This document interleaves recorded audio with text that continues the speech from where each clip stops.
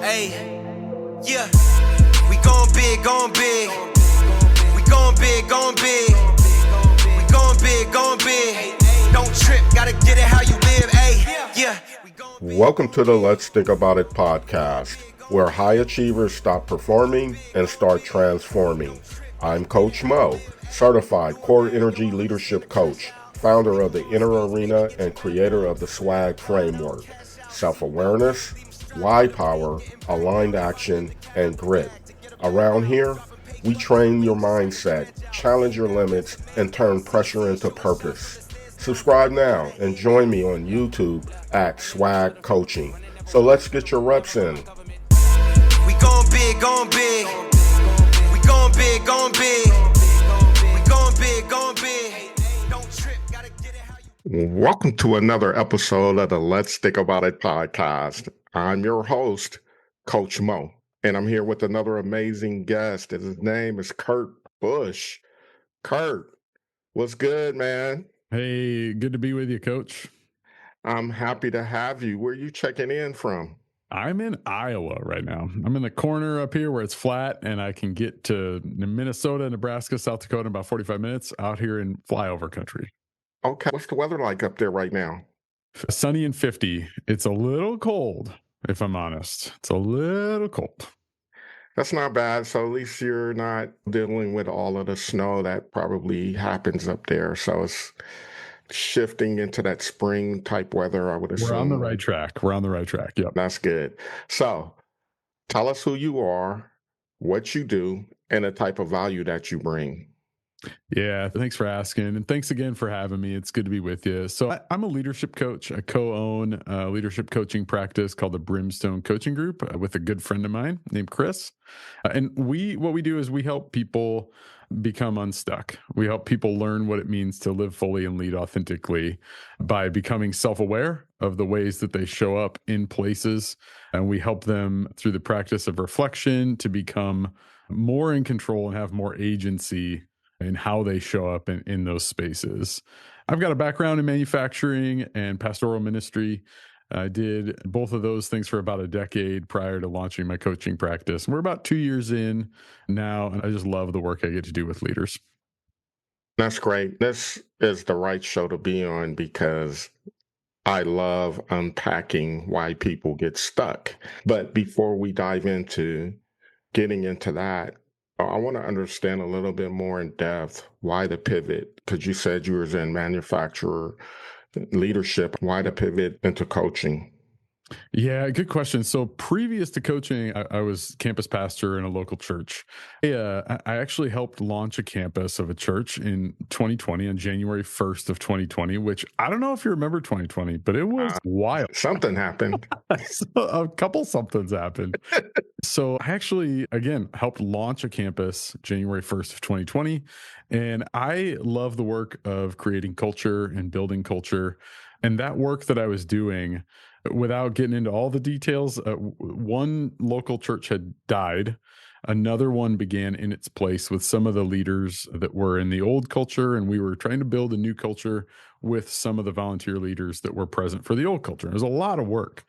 And through the pandemic, through all the culture building, what I realized is that I love helping people navigate their own stuff. I loved helping those leaders navigate their own anxiety. I loved helping them learn how they wanted to show up in spaces as leaders and then take the steps to do that. And what happened is, as we got further into the culture building, as we got further away from the pandemic, I was getting to do less of that coaching because the culture was doing its thing.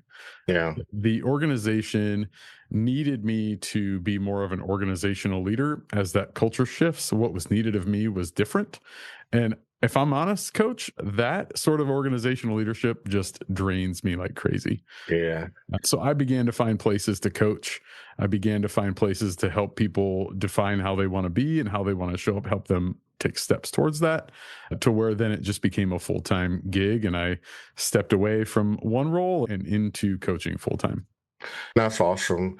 I think the reason I love this business so much is because in real time, we have the opportunity to help people become most leaders, through my experience, even myself when I was on the up and come up, I wasn't taught how to condition myself Yeah.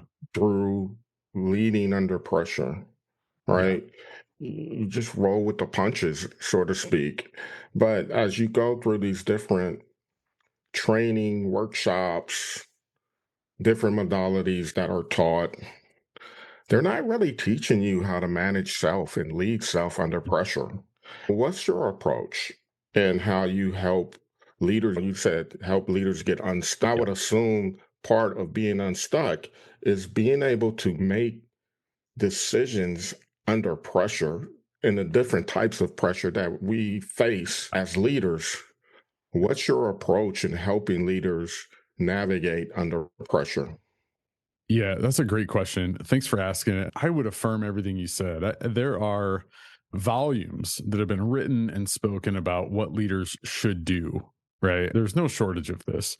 I do think there's much, or there are many fewer resources to help leaders understand how they want to be and how that being impacts our doing, especially under pressure. We have a saying that my coaching partner and I will say to each other that everywhere we go, there we are. And I think that's true. We bring ourselves into every situation, especially the high pressure situations. So I think my approach, our approach on this is that in a high pressure situation, we will often default to something. Right. When we are faced with a situation where we have to make a decision, we're going to do that from either a default way or a chosen way. And we really want to help leaders disrupt that default way and allow them to get to a space where they can make what we call a principled decision of how they want to make that decision and how they want to be in the midst of it. So I think the short answer is we really want to disrupt those defaults so that leaders can make the best decision possible. A lot of us are operating in default, right? Yeah. Because we develop certain filters in how we naturally see the world. And that's shaped through our culture, our upbringing, our family, Yeah. our marital status, childhood, all of that starts to shape filters. And through those filters, we naturally carry these values and how we just operate, right? But we're never really taught what specifically is your value and how are you going to operate through these values to make decisions and things like that. You just make decisions based on how things have always been, right? And so then I look at it from the business standpoint, from an employee standpoint, where you're coming up through certain leadership tactics by your supervisor. And maybe they were a control freak. Maybe they were timid about decision making. That naturally starts to shape into how you're going to lead, not necessarily fully, but Yeah. smaller components of that because it shapes filters for us. Just as when we're growing up in a household, certain tactics and how your parents perceive certain situations, you acclimate some of that Yeah. through your upbringing, right? Yeah. It's the same in the environment of organizations, right? So now you promote and you flop your wings. Now you're in this situation where you have to make certain decisions and you haven't necessarily been taught how to deal with this fear, this Yeah. anxiety, this stress, Yeah. this all of these decisions that's coming at me and everyone is expecting me to know everything and I'm expecting myself to know everything. Yeah. We don't know how to really balance that because we're never really taught that. So Yeah. we wing it Yeah. until we figure it out.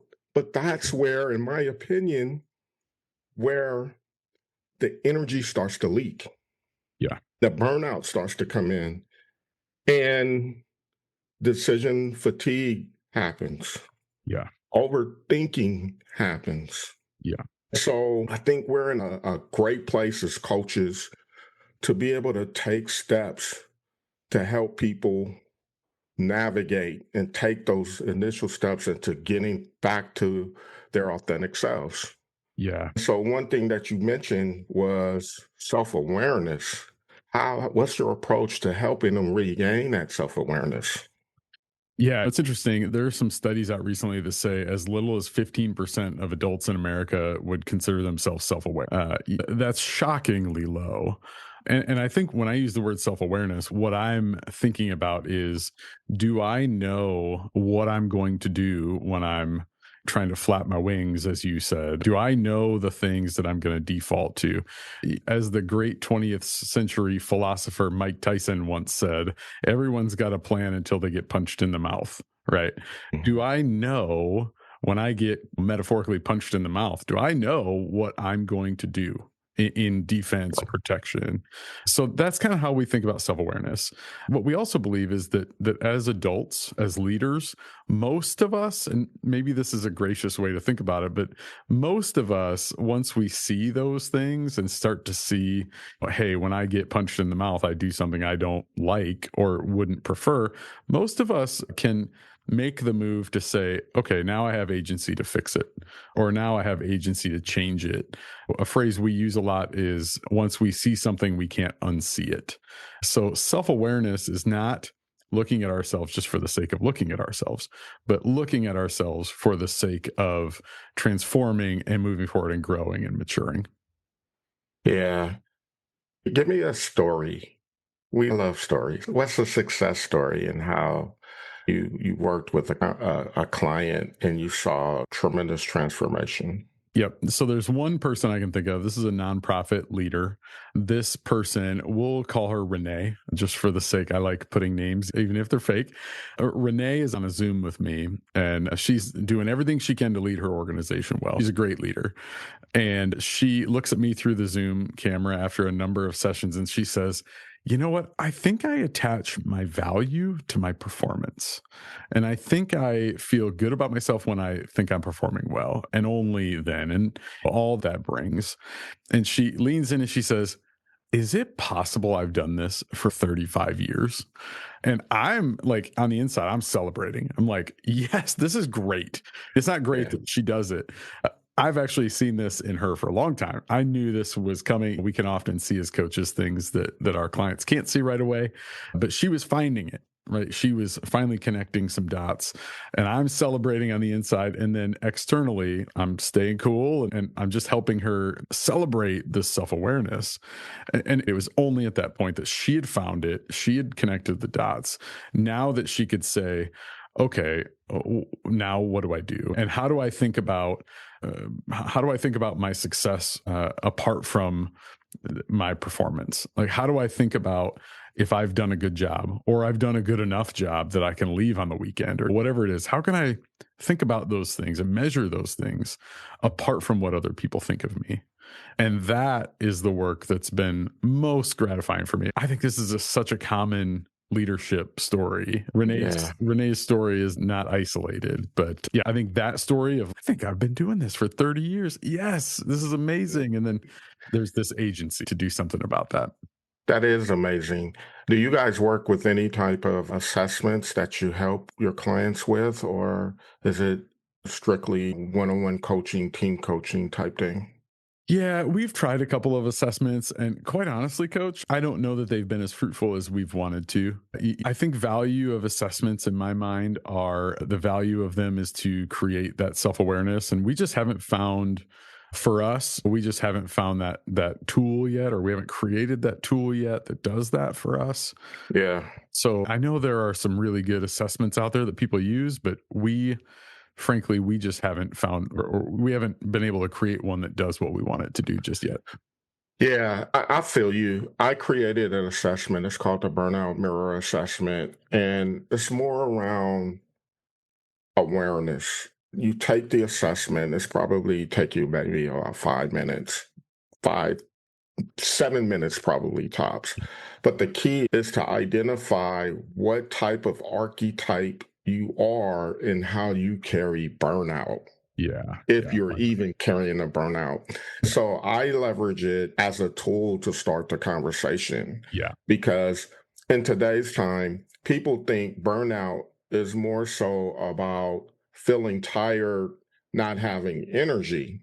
Yeah. It's a little bit deeper than that, I in my agree. opinion. Yeah. Burnout is more so about those moments where you consistently hesitate in your decision making process. I like that. Yeah. When you're going back and forth, should I or shouldn't I? Should I or shouldn't I?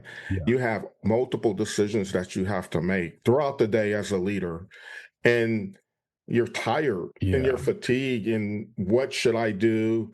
Then you hesitate to ask for guidance in what to do because of a certain judgment that's present Yeah. that makes you feel like if I ask, they're going to think this of me, and I don't want them to think of this of me, so I'm not going to do anything. So you don't do anything, then you're stuck and you're paused and you're inconsistent with your decision making. Yeah. That in itself is weight. And Yeah. over time, you're leaking energy. Yeah. So the burnout assessment just drops you in a little category of how are you carrying burnout.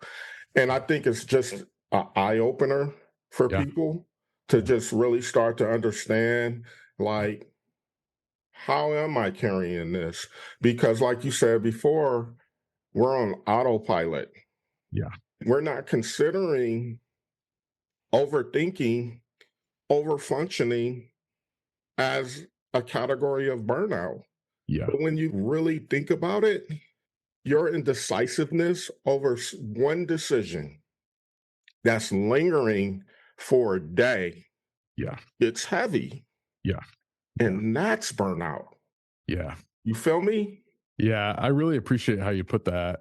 I had a friend of mine who will talk about burnout like this. He'll say maybe burnout isn't so much about the time that we give to things, maybe it's more about alignment.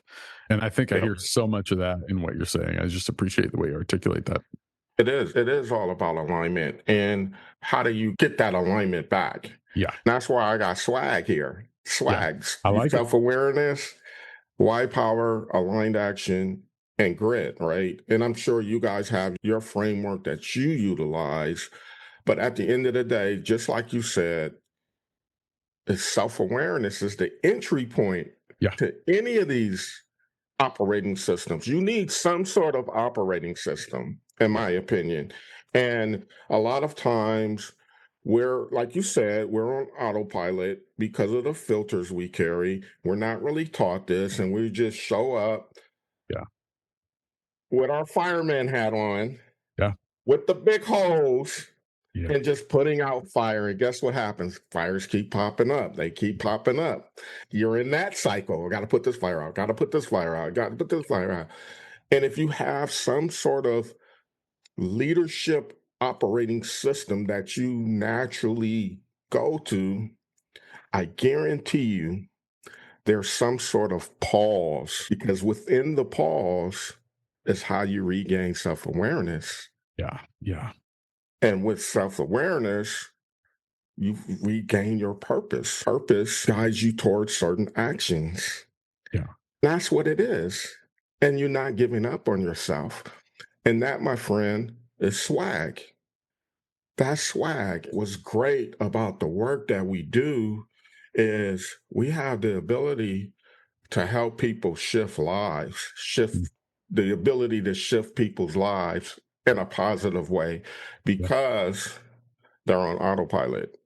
Yeah. Us as coaches, we generate the awareness to help them see where they are and rediscover what actions that they need to take to move forward. Yeah. Well said. Yeah. So what's your plan for that you see your team of what you guys are doing from a coaching standpoint? What do you see happening for you guys over the next 2 to 3 years? Yeah, it's a good question. You know this, the best laid plans. There's a saying that goes over that. I don't know how it goes after that. But we started this thinking that we had a certain target of potential clients. And I think everybody goes into their coaching practice thinking who they're going to target. And what we've actually seen is that we had no idea that our sort of demographic would lean towards sort of entrepreneur, mission-driven leaders or nonprofit leaders. That is not the most flashy group of clients. And Hmm. what we have found is that those are the leaders who have the least amount of resources available to them. Maybe not financially, maybe not in a traditional use of the word resources, but when we walk into corporations and talk to them about our coaching, what we find is big corporations have 15 different resources that they use for leadership development or leadership training. And that's great, but nobody's using any of those 15 right now. Okay. Or very few people are using them. But when we talk to mission driven folks or entrepreneurs or nonprofit leaders, they're saying, I want to grow, I want to get unstuck, and I have no idea who to reach out to. Nonprofit organizations, they're led by boards who do their best. These are not often development people who understand how to lead development, leadership development. We talk to small businesses, they're just trying to survive. They don't know where to go to grow themselves. Right. That's kind of been our sort of ahas, that those relationships have been really good, and we love working with those folks. We both have a nonprofit background, we both led churches, we both know what it's like to lead in the trenches of that world. Okay. So we love, if we could fill our calendars with sort of those under resourced nonprofit folks, we would love that. Okay. So let's do this. I'm a potential client. I'm Yeah. coming to you, right? Nonprofit leader, struggling, under pressure, no budget has been cut. I'm dealing with a lot of bureaucracy Yeah. in my section, in my industry. So funding isn't as available. I gotta have these type of conversations with my staff that I may have to let somebody go, and I don't know how this is even going to survive. And this organization may not be in existence in the next 2 or 3 years. Yeah. I'm very fearful of losing everything, and there's a fear that I'm going to fail. Yeah. How do you approach those type of clients that might be knocking at your door for assistance? Yeah, you just described a very real scenario for a lot of nonprofits, right? In 2026, nonprofit world is crazy. Funding is crazy, donors are crazy. All that stuff, fundraising is wild in 2026. Yeah, so you just described a scenario that's not abnormal. Our posture is always this. Our posture is always that we want to partner with as many of those leaders as we can, because even if the next 3 years for those leaders, even if that is a nonprofit closing, or even if that is them transitioning out, we want them to be able to do that from a place of wholeness and authenticity. Yeah. I don't even know. I'm 42. I don't know what failure and success even mean anymore. Like, I think some of those things are harder and harder for me to define every year I'm on this planet. But what I do know is that I want that leader in that situation to be able to show up as their whole authentic selves and lead from a place of fullness, not from a place of being depleted. We think about it like this, that when a leader is dealing with their own stuff, navigating their own anxiety, those, you talked about fear and protection just a minute ago, we think that's like a whole second job. Dealing with those things is a second job. Yep. And that nonprofit leader does not need that second job. It's already enough to do the first job that they get paid for, or they're expected to do, or they want, whatever, however we want to finish that sentence. So our posture is always, man, how do we help that person do that second job a little less, to do the first job more fully, even if it leads to, hey, we're not around in 3 years. We still want that to be led from a place of wholeness. Yeah. Thank you for sharing. I think that's a great idea and approach. I think also for me, working with clients in similar situations like that, it's the pause. Let's Yeah. take a step back. Yeah. Let's start there. What's important?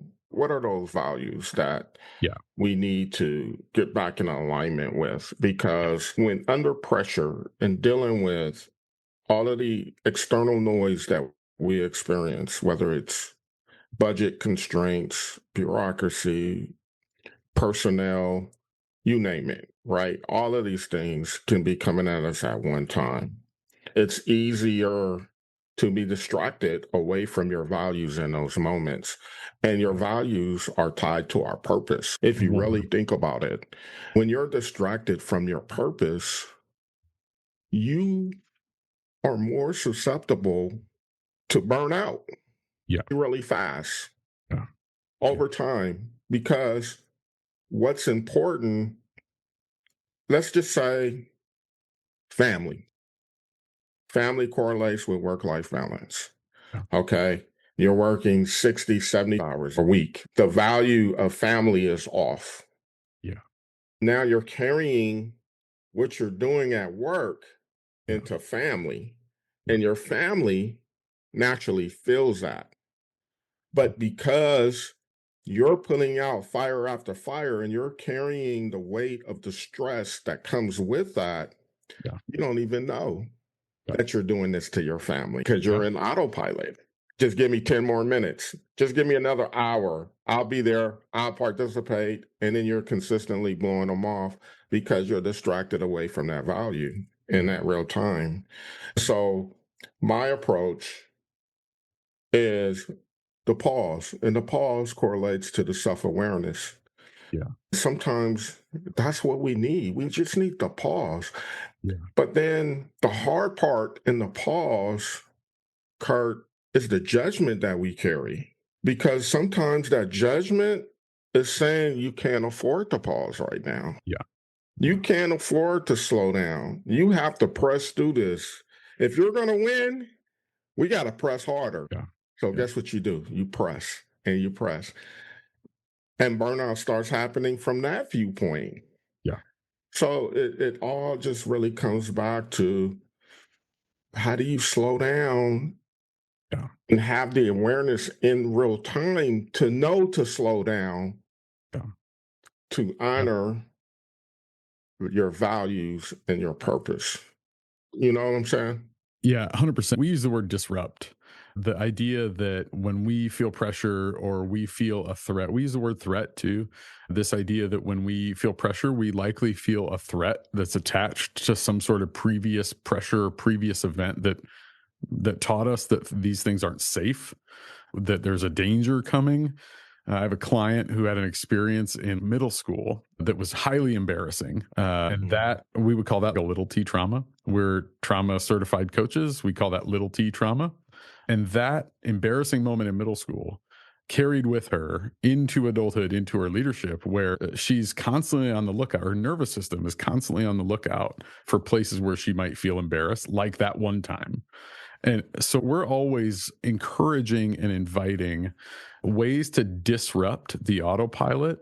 I love how you use the word pause. And we're saying the same thing with different words, but find ways to disrupt those things that we've always done so that we can just stop long enough. Can we disrupt it enough to let those new ways of preferred being, to let those be in place and get going?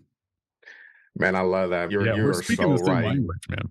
When you were saying that, I was thinking about sports. I was thinking about basketball because sometimes in basketball, I don't know if you really follow hoop or not. I'm a baseball guy, Oh, honestly. you're a baseball guy. Yeah. Same thing. Even in baseball, they get into a rally Yeah. where the pitcher just can't throw a strike, or anything he throws is getting Yeah. smacked, right? The other team is on this run. And guess what the baseball coach typically do? He tapped the arm to do a pause, bring Yeah. somebody else in. Yeah. Same thing with basketball. When the Yeah. other team goes on a run, guess what they do? They disrupt it. You got to disrupt Yeah. the run by calling a timeout. Let's do a pause here. Let's do a reset of a play so that we can stop this run. It's the same exact thing. And that's what came to my mind when you said the power of disrupt. Yeah, it is the same. And I think you said something that I want to affirm, and I think is so powerful. You talked about the pressure of not being able to pause, or the pressure of not wanting to pause. And Yeah. how we just, every person we interact with expresses a similar feeling or expresses a similar fear. I just can't take my foot off the gas. I don't know, coach. I think we typically ask the question, can you afford not to? I mean, I think Exactly. And I always want to ask that in a gracious kind of way and in a non-judgmental kind of way. We believe self-compassion is one of the most important things to hold up in this work. But yeah, I think the question is always, can I afford not to pause? Right. And I think the answer is I can't afford to just push and push and push.